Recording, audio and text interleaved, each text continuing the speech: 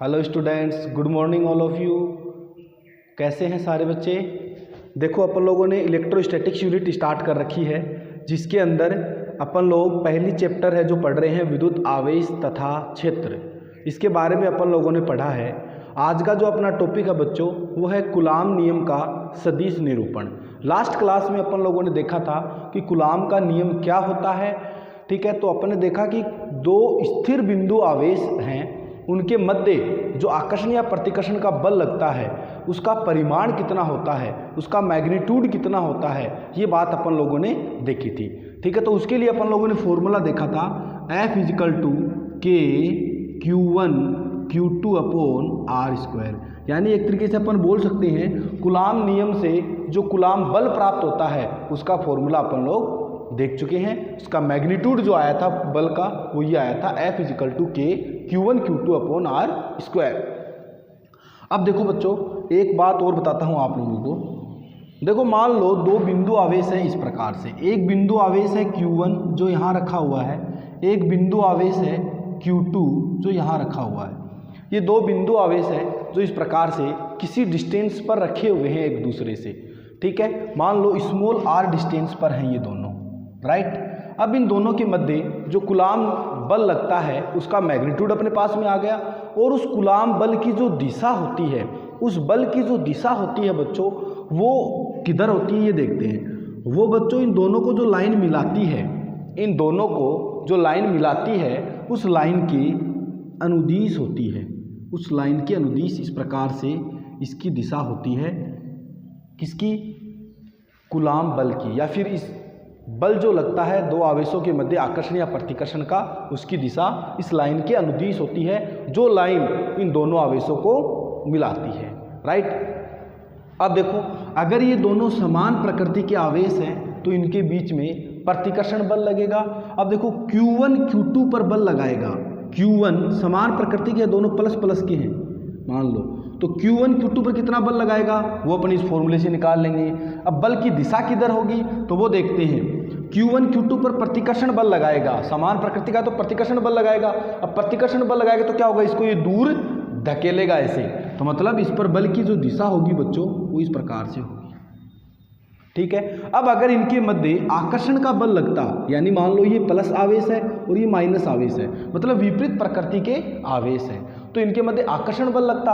अब वो जो आकर्षण बल है बच्चों वो इस प्रकार से होता है, ऐसे इस प्रकार से उसको, क्योंकि अपनी ओर खींचता है इसको, तो इसलिए इसका आकर्षण बल है उसको अपन इस प्रकार से दिखा देते। ठीक है, तो यहाँ से अपन ने ये बात समझ में आई कि जो आकर्षण और प्रतिकर्षण का जो बल है उसका मैग्नीट्यूड तो अपन ने कूलाम नियम से निकाल लिया था, और उसके अंदर ही अपन देखते हैं कि उसकी जो दिशा होती है बच्चों वो होती है, ये दो लाइनें दो आवेशों को जो लाइन ज्वाइन कर रही है, मिला रही है, उस लाइन के, उस रेखा के अनुदिश होती है। ठीक है, चलो अपन स्टार्ट करते हैं अपना टॉपिक कूलाम नियम का सदिश निरूपण। ठीक है, मैं क्या करता हूँ बच्चों, एक यहाँ पर 2D बनाता हूँ, मतलब अपन को एक दो आवेश दिए हुए हैं जो ऐसे एक्स वाई निर्देशांक तंत्र में रखे हुए हैं। दो आवेश दिए हुए हैं Q1 और Q2 जो एक्स वाई निर्देशांक तंत्र में रखे हुए हैं। Q1 आवेश मान लो यहाँ रखा हुआ है और Q2 आवेश मान लो यहाँ रखा हुआ है।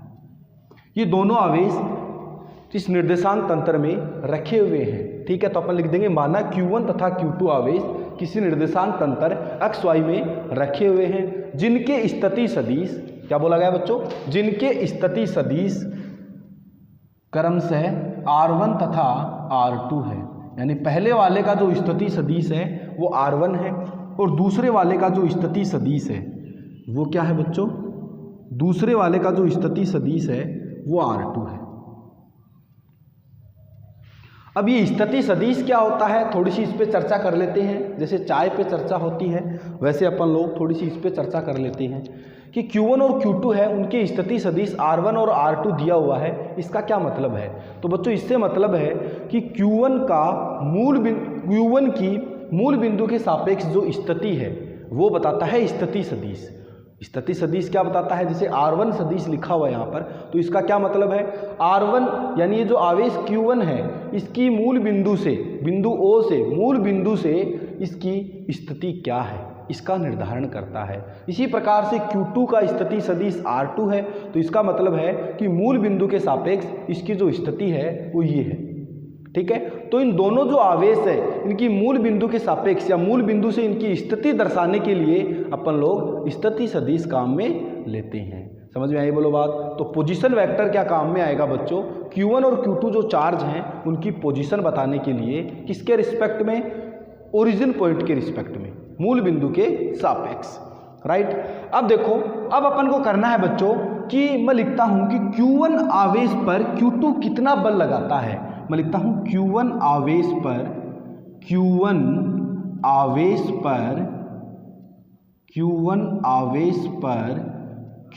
द्वारा लगाया गया बल।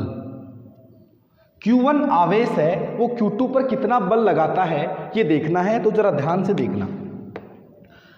अब बल की दिशा बच्चों कैसे बल लगाएगा, इसकी जो लाइन इनको ज्वाइन करेगी दोनों उसके अनुदिश लगाएगा। तो देखो इन दोनों को मैंने ये लाइन ज्वाइन करा दी, इन दोनों को एक लाइन से जोड़ दिया। अब देखो ये Q2 आवेश है, ये Q1 पर कितना बल लगाएगा वो तो अपन कूलाम के नियम से निकाल लेंगे उसका परिमाण। अब उसकी दिशा किधर होगी अपन को ये चेक करना है। तो ये चेक करने के लिए क्या करें, ये जो Q2 आवेश है और Q1 आवेश है, मान लेते हैं कि ये दोनों समान परिमाण के हैं। दोनों क्या है, समान प्रकृति के हैं। ये दोनों आवेश समान प्रकृति के हैं, या तो दोनों प्लस प्लस है या फिर दोनों माइनस माइनस है। ठीक है, तो इनके मध्य जो बल लगेगा बच्चों वो प्रतिकर्षण का बल लगेगा, यानी इनके मध्य क्या होगा, प्रतिकर्षण होगा। तो देखो क्या करना है अपन को, ये Q2 आवेश है, ये Q1 पर बल लगा रहा है। बच्चों क्या हो रहा है, बल कौन से आवेश पर लग रहा है, Q1 पर लग रहा है। कौन सा आवेश लगा रहा है, Q2 आवेश लगा रहा है। तो Q2 आवेश Q1 पर बल लगाएगा तो इनके मध्य तो प्रतिकर्षण बल है। तो ये क्या करेगा, Q2 आवेश इसको इधर की ओर बाहर की ओर धक्का मारेगा। यानी प्रतिकर्षण बल में क्या होता है, एक चार्ज दूसरे चार्ज को दूर भगाता है। जैसे अपन लोग मैग्नेट के अंदर देखते हैं, चुंबक के अंदर देखते हैं, दो चुंबक को पास में लेके आते हैं तो उनके अगर ध्रुव समान ध्रुवों को पास में लेके आएंगे तो उनके मध्य प्रतिकर्षण बल लगेगा, तो वो क्या होगी, उसको ऐसे दूर भगाएगा। ठीक है, उसी प्रकार से आवेशों के मध्य होता है। तो देखो इसने इसको दूर भगाया, तो अपन को क्या करना है, जिस आवेश पर बल निकालना है उस आवेश से तीर का निशान स्टार्ट करना होता है। यानी जिस आवेश पर बल निकालते हैं ना, उस आवेश से तीर का निशान है वो अपन स्टार्ट करते हैं, तीर स्टार्ट करते हैं और किधर की ओर लेके जाते हैं। अगर बच्चों आकर्षण का बल है तो इससे दूसरे वाले आवेश की ओर लेके जाएंगे, और अगर प्रतिकर्षण का बल है तो उसे दूर की ओर लेके जाएंगे। तो देखो इनके मध्य तो मान लो प्रतिकर्षण लग रहा है, तो इसलिए इन पे जो बल लगता है वो ऐसे लगेगा। कैसे लगेगा, इस प्रकार से उसकी क्या होगी बच्चों, डायरेक्शन होगी, मैंने शो कर दी है इस प्रकार से। ठीक है, इस प्रकार से उनके मध्य बल लगेगा। अब अगर आकर्षण की प्रकृति का होता तो अपन तीर तो यहीं से स्टार्ट करते और इधर लेके आ जाते ऐसे। अगर इनके मध्य आकर्षण बल होता तो इस प्रकार से उसको अपन दिखा देते। तो मेरे ख्याल से समझ में आ गया होगा कि अपन लोग किस प्रकार से जो इनके मध्य आकर्षण और प्रतिकर्षण बल है उसकी डायरेक्शन दिखा सकते हैं। ठीक है, तो देखो अब पहले वाले आवेश पर इनके मध्य जो बल लग रहा है वो F लग रहा है। किस पर, पहले वाले आवेश पर लग रहा है। किसके द्वारा लगाया जा रहा है, दूसरे वाले आवेश के द्वारा। तो इसको मैंने लिख दिया F12। तो यहाँ अगर मैं लिखना चाहूँ तो Q1 आवेश पर Q2 आवेश के द्वारा जो बल लगेगा बच्चों वो लगेगा F12 वेक्टर। अब देखो थोड़ी सी वेक्टर की बात कर लेते हैं। वैसे तो आप लोगों ने 11th क्लास में पढ़ा होगा, और जिस बच्चे ने नहीं पढ़ा है वो इसी जो अपनी क्लासेस चल रही है 11th क्लास की उसके पैरेलल वेक्टर वाला चैप्टर स्टार्ट कर रखा है, तो वहाँ से उसकी वीडियोज़ आप लोग देख सकते हो अगर फ्री टाइम आपका मिलता है तो। ठीक है, तो देखो थोड़ी वेक्टर की बात करते हैं। कोई भी सदिश होता है उसको अपन किस प्रकार से प्रदर्शित करते हैं। सदिश को अपन उसके परिमाण से और उसकी दिशा से व्यक्त किया जाता है, यानी उसके परिमाण और दिशा से उसको व्यक्त करते हैं। कोई भी सदिश राशि होती है उसमें उसको व्यक्त करने का तरीका क्या होगा, उसका परिमाण काम में लेंगे और दिशा काम में लेंगे। जैसे एग्जाम्पल के लिए कोई एक वेक्टर है ए वेक्टर, उसको प्रदर्शित करने का तरीका ये होगा ए का मापांक और ए का केप। यानी ए का मापांक तो क्या है, इसका परिमाण है, और ये जो ए कैप की लिखा है मैंने, ये क्या है बच्चों, इसकी दिशा बताने के लिए लिखा है। जो क्या होता है, ए सदिश की दिशा में एकांक सदिश होता है। क्या होता है, ए सदिश की दिशा में एकांक सदिश होता है। राइट, समझ में आ गई बात। ए वेक्टर को अपन क्या लिखते हैं, ए का मोड इंटू ए कैप। इसी प्रकार से ये जो फोर्स है, अब बच्चों देखो इसकी अपन को ये जो कूलाम नियम था इसकी सदिश निरूपण की आवश्यकता क्यों पड़ी, क्योंकि बच्चों आपको पता है कि जो बल होता है वो एक सदिश राशि होती है, और सदिश राशि को व्यक्त करने के लिए अब सदिश को तो अपन को सदिश के रूप में व्यक्त करना ही पड़ेगा, तो इसलिए इसका सदिश निरूपण की अपन को जरूरत पड़ी। ठीक है, अब सदिश को लिखने का तरीका मैंने बताया, उसका परिमाण इंटू उसकी दिशा। दिशा के लिए अपन ए कैप काम में लेते हैं, जो क्या होता है बच्चों, उसकी दिशा में एकांक सदिश होता है। राइट, तो देखो अपन F12 वेक्टर है, क्या इसको मैं ऐसे लिख सकता हूं, F12 का कैप मैग्नीट्यूड इंटू, अब इसकी दिशा बतानी है। देखो ये तो इसका मैग्नीट्यूड आ गया, इसका जो मैग्नीट्यूड है बच्चों वो अपन कूलाम के नियम से प्राप्त कर सकते हैं। अब इसकी डायरेक्शन बताएंगे अपन, तो डायरेक्शन कैसे बताएंगे जरा ध्यान से देखिएगा। अपन को क्या करना है, Q2 है वो Q1 पर बल लगा रहा है, तो अपन बल की दिशा में एक स्थिति सदिश दिखा देते हैं। ऐसे बल की दिशा में क्या किया, एक स्थिति सदिश दिखा दिया, जो क्या होगा R12, 1 का 2 के सापेक्ष स्थिति सदिश, 1 का आवेश नंबर 1 का आवेश नंबर 2 के सापेक्ष स्थिति सदिश, जिसकी दिशा क्या होगी बच्चों, बल की दिशा में होगी। ठीक है, तो यहाँ पर अब आपको पता है ये इसका स्थिति सदिश आ गया, तो इसकी दिशा, कोई भी वेक्टर होता है उसकी दिशा क्या बताता है, उसका कैप बताता है, इसका इकाई सदिश बताता है। तो यहाँ पर R12 जो वेक्टर है इसकी दिशा बताने के लिए बोलो क्या काम में लेंगे, क्या बच्चों R12 का कैप काम में नहीं लेंगे क्या, R12 का कैप क्या होगा, एक इकाई सदिश होगा, किसकी दिशा में, R12 वेक्टर की दिशा में, R12 सदिश की दिशा में, क्योंकि ये जो सदिश है देखो यहाँ पर कोई भी सदिश होता है ए सदिश, उसकी दिशा के लिए अपन ए कैप काम में लेते हैं। अगर मान लो कोई सदिश है R, तो उसकी दिशा के लिए क्या काम में लेंगे बच्चों, R कैप काम में लेंगे। अगर कोई सदिश R12 सदिश है तो इसकी दिशा के लिए क्या काम में लेंगे, R12 कैप काम में लेंगे। तो इसीलिए मैंने क्या किया है, इस बल की दिशा दिखाने के लिए इसकी स्थिति सदिश से इसको दिखा दिया R12 कैप। बोलो ये बात समझ में आ गई, कोई दिक्कत नहीं ना। तो देखो अपन क्या कर सकते हैं, F12 वेक्टर बराबर इस ये जो सदिश, ये जो बल है इसका अपन परिमाण कैसे निकाल सकते हैं, क्या कूलाम के नियम से निकाल सकते हैं, यस निकाल सकते हैं। तो देखो क्या आएगा, K Q1 Q2 अपोन, अब देखो K Q1 Q2 upon R square होता है। R स्क्वायर क्या होती है, दोनों आवेशों के मध्य की दूरी होती है। तो यहाँ पर इन दोनों आवेशों के मध्य की दूरी क्या बच्चों, ये होगी, ये बिंदु A ले लेता हूँ, क्या A से B ये जो AB है, क्या इनकी मध्य दूरी होगी, दोनों आवेशों के मध्य की दूरी यही तो होगी।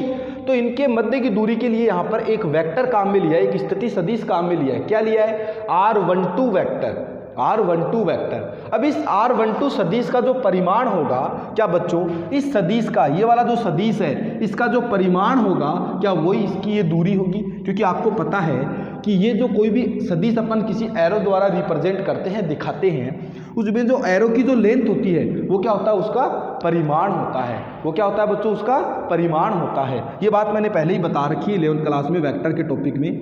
ठीक है, और ये जो एरो का ये जो है ये डायरेक्शन शो करता है, इसका जो लेंथ होगी, एरो की लंबाई होगी, वो तो क्या बताएगी, सदिश का परिमाण बताएगी, और ये जो एरो है ये उसकी डायरेक्शन बताती है। तो डायरेक्शन इधर जा रही है और R12 वेक्टर है, तो उसके लिए मैंने R12 कैप लिख दिया।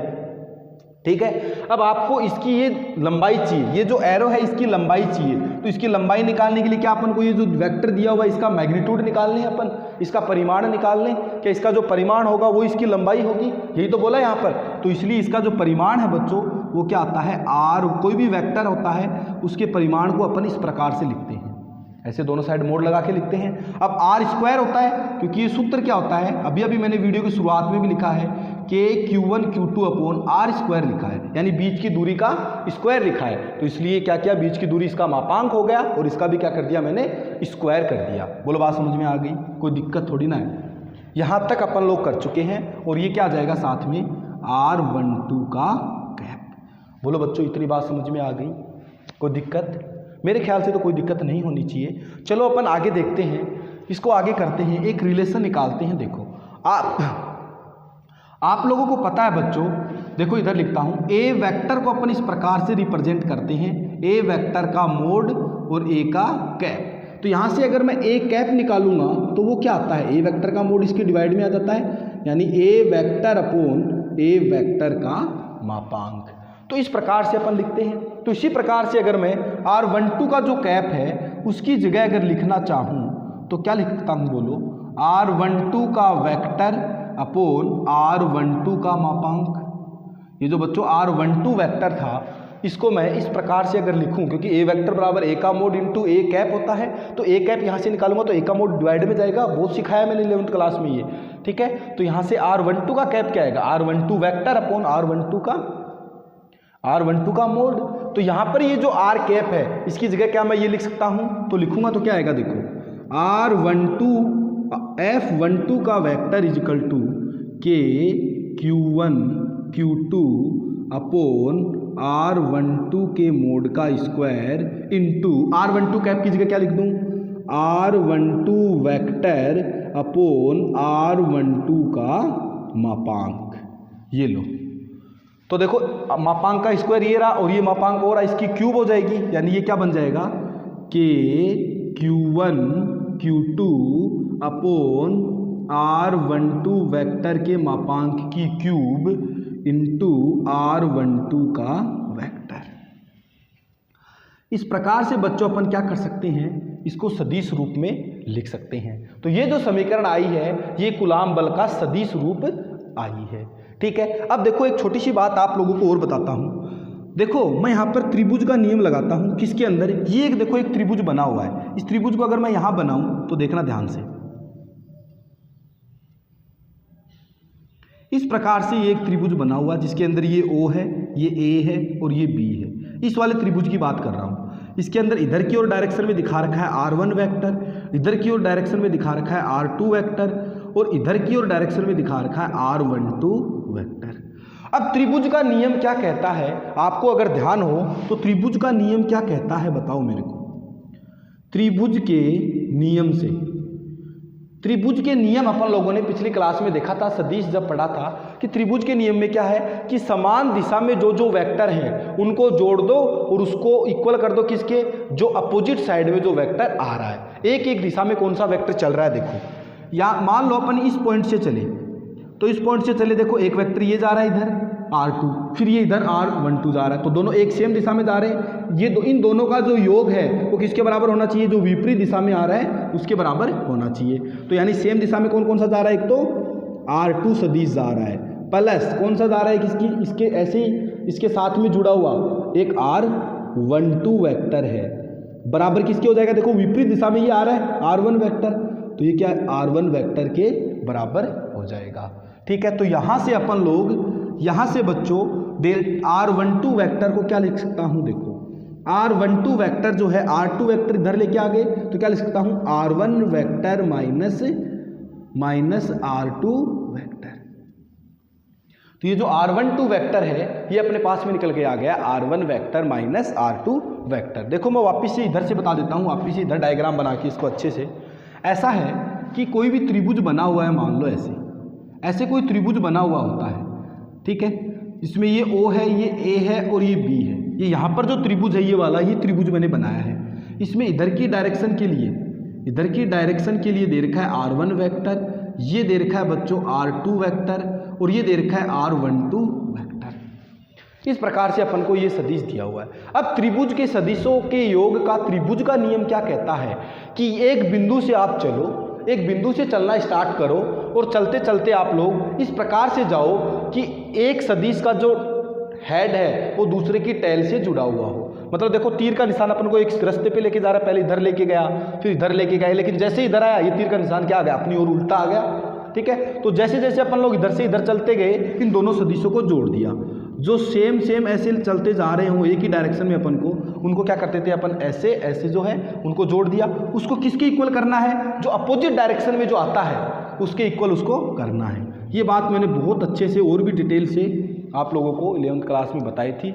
और आप लोगों को अभी जो वीडियो पैरेलल में 11th क्लास चल रही है वहाँ पर भी ये बात आपको मिल जाएगी, तो आप लोग बिल्कुल आसानी से वहाँ पर उसको समझ सकते हो, ठीक है। तो यहाँ से बच्चों अपन लिख सकते हैं, क्या लिख सकते हैं कि ये जो r12 वेक्टर आया है इसकी जगह क्या मैं ये लिख सकता हूँ, ये जो r12 वेक्टर आया है इसकी जगह क्या मैं ये लिख सकता हूँ। तो देखो f12 क्या आएगा, F12 वेक्टर बराबर के Q1 Q2 upon R12 vector की क्यूब।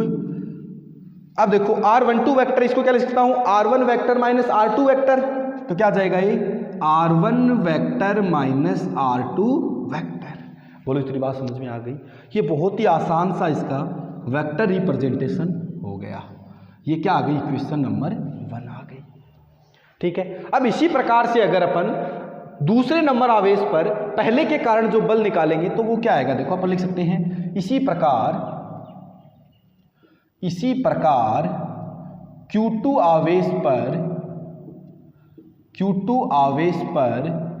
Q1 के कारण बल, Q2 आवेश पर Q1 के कारण कितना बल आएगा, तो देखो Q2 दूसरे नंबर आवेश पर लग रहा है तो 2 1 किस आवेश के कारण, पहले आवेश के कारण। दूसरे नंबर आवेश पर किस आवेश के कारण बल लग रहा है, पहले वाले आवेश के कारण लग रहा है। तो ये क्या आएगा, देखो इसी प्रकार से अगर अपन निकालेंगे तो यही आएगा, यही सीधा सीधा मैं इसको लिख सकता हूं के Q1 Q2 अपॉन R21 की cube into R2 vector minus R1 vector. अब ये कैसे आया है, इसको अगर आप लोग करना चाहो तो कर सकते हो। अब आपको निकालना है इस बल पर दिशा, इस आवेश पर दिशा निकालनी है। तो ये आवेश भी इस आवेश को क्या करेगा, प्रतिकर्षित करेगा, तो इसकी दिशा क्या आ जाएगी, इधर आ जाएगी, क्या F21। अब इसका जो स्थिति सदिश निकल के आएगा बच्चों R21 वेक्टर, मैंने बोला बल की दिशा में दिखाना है तो बल की दिशा में ये दिखा दिया, क्या आ गया R21 वेक्टर। अब यहाँ पर भी 2 1 आ जाएगा, यहाँ 2 1 2 1 चलता रहेगा, सेम टू सेम प्रोसेस रहेगी और वो ऐसे निकल के आ जाएगा। आप लोग करके बिल्कुल आसानी से इसको देख सकते हो, अदरवाइज ऐसे डायरेक्ट लिख सकते हो। अब ये जो इक्वेशन नंबर 1 और इक्वेशन नंबर जो 2 आई है, इनको ध्यान से देखो। इक्वेशन नंबर 1 को और इक्वेशन नंबर 2 को आप ध्यान से देखो, क्या ये दोनों बराबर हैं, क्या बोलो बच्चों ये दोनों बराबर हैं, क्या इनमें माइनस का फर्क है, क्या बच्चों इनमें माइनस का फर्क है, क्या इन दोनों में इस प्रकार का फर्क आपको दिख रहा है। क्योंकि देखो यहाँ पर ये तो पूरा एकदम से अगर अपन देखें तो ये जो क्वांटिटी है, ये पूरी क्वांटिटी एक तरीके से प्लस ही होगी, इस पर कोई फर्क नहीं पड़ेगा, ये मैग्नीट्यूड है, एक कांस्टेंट संख्या होगी। इधर ये भी जो क्वांटिटी है ये भी एक कांस्टेंट संख्या होगी। ठीक है, फर्क कहाँ पड़ रहा है, देखो यहाँ पर R1 माइनस R2 है और यहाँ पर R2 माइनस R1 है, यानी R1 माइनस R2 बराबर कब होंगे, जब minus of R2 minus R1 करूँ, क्योंकि इसमें माइनस से अगर मल्टीप्लाई करूंगा तो ये संख्या क्या बन जाएगी बच्चों, नहीं दिख रहा क्या यहाँ पर, चलो मैं इधर नीचे लिख देता हूँ। R1 माइनस R2 वेक्टर हैं वो बराबर कब होंगी, जब माइनस इसके आगे लगाऊं मैं, ये जो R2 माइनस R1 है इसको अगर माइनस से मल्टीप्लाई करता हूँ तो ये R1 माइनस R2 बन जाता है। देखो मल्टीप्लाई करके देखो, R2 माइनस का हो गया, ये प्लस का बन गया नहीं, तो इसीलिए मैंने यहाँ पर लिखा है F12 जो वेक्टर है वो किसके बराबर होगा, माइनस ऑफ F21 वेक्टर के। तो यहाँ से क्या पता लग रहा है, इस इक्वेशन से बच्चों क्या पता लगा कि जो दोनों आवेश जो हैं उन पर जो बल लगता है वो परिमाण में तो समान होता है लेकिन दिशा में क्या होता है, विपरीत होता है। तो अपन बोल सकते हैं कि दोनों आवेशों पर लगने वाला बल परिमाण में तो समान होगा लेकिन दिशा में क्या होगा बच्चों, विपरीत होगा। और यही बात किसने बोली थी कि कोई भी दो वस्तुएं होती हैं, एक वस्तु किसी दूसरी वस्तु पर बल लगाती है तो दूसरी भी उस पर उतना ही बल लगाती है। ये बात किसने बोली थी बच्चों, न्यूटन का गति का तृतीय नियम ये है, ये भी यही है। तो इसलिए अपन बोल सकते हैं कि कूलाम का जो नियम है वो क्या है, न्यूटन की गति के तृतीय नियम पर आधारित है। इसके अंदर भी क्या होता है, दो आवेशों के मध्य बल लगता है, एक आवेश दूसरे आवेश पर बल लगा रहा है और दूसरा आवेश भी पहले आवेश पर बल लगा रहा है। वो जो बल का मान है दोनों का वो परिमाण में तो बराबर है लेकिन डायरेक्शन में, दिशा में क्या है बच्चों, विपरीत होगा। तो ये है बच्चों अपना कूलाम के नियम का सदिश निरूपण। बहुत ही आसानी से समझ में आया होगा, बिल्कुल आराम से मैंने आप लोगों को बताया है।